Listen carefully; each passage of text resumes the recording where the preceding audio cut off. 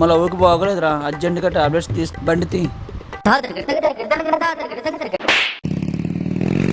మామ ఆపు, మెడిసిన్ తీసుకుంటా. పదమామ తీసుకున్నాను. మామ ఇదే ఇల్లు.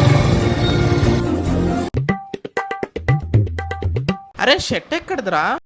మా లవ్ ఎప్పుడు పిలుస్తుందో తెలియదు కదా మామ, అందుకే 24 hours 365 days ఈ టీషర్ట్ నా దగ్గర ఉంచుకుంటాను. సరే వెళ్ళు. సరే మామ, అయితే నేను వెళ్తాను.